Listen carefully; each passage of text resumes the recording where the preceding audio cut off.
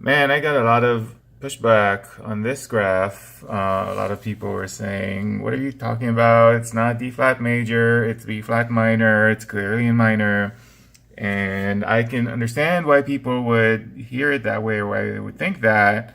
But I will fight you on this because there are reasons that I wrote what I wrote. So I'm going to defend those reasons. So here's the reason why people hear it as if it's in B flat. The song has a very minor flavor to it because of this tonicization of B flat minor. It's very strong. There's that A in the bass, which is the harmonic minor alteration that creates a leading tone towards B flat, and then it actually resolves to B flat.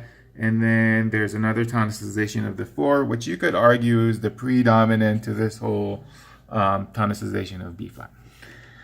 So harmonically, if you just took this chord progression out of context, sure, it could be in B flat minor, and if the melody corresponded to that, I would agree that it's B flat minor. However, the melody in the song is so clearly in D flat major that if you had any kind of ear training, and you can sing a tonic, you can hear a piece of music and sing, identify the tonic or where kind of the home note is. If you say you hear the tonic in B flat, I don't believe you. Okay, so context matter in that things, in those things. Here, let's look at this. Okay, so there's this A natural in the bass here that tonicizes B flat minor. But in the melody, the most prevalent note in the entire melody here, let's look at the verse, the pre-chorus, and the chorus here.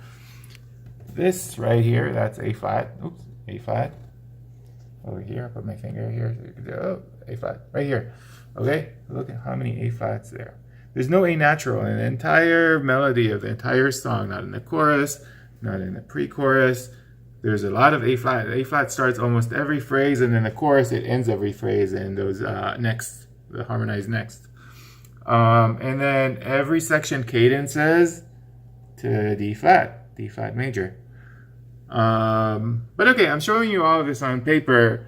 But just listen. I'll play you a little bit of snippet and a little snippet, and hopefully YouTube doesn't take this video down for it. But just listen to this snippet.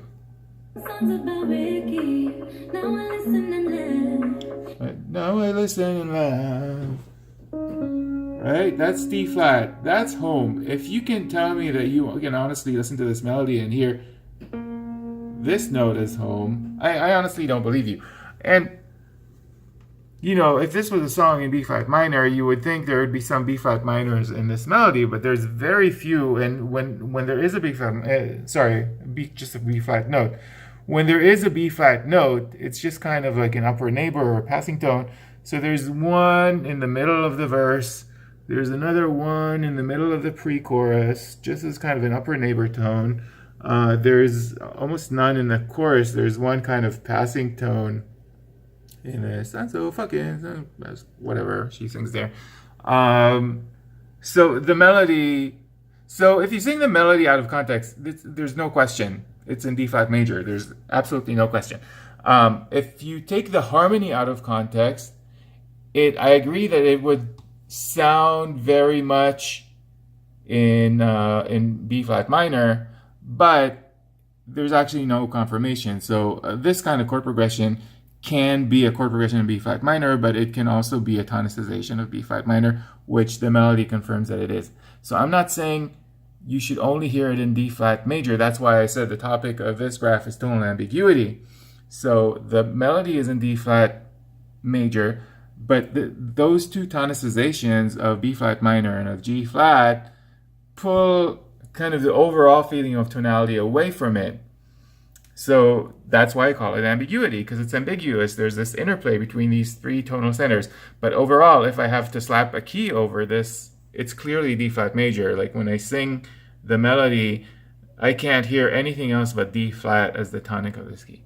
So hopefully that clears things up for some of you. I know some of you will still be like, no, Asaf, you're wrong. That's fine. But that was my case and my defense of my decisions here. And like I said, hopefully I've helped some people understand at least why I wrote what I wrote in this graph. So that's it. See you in the next one.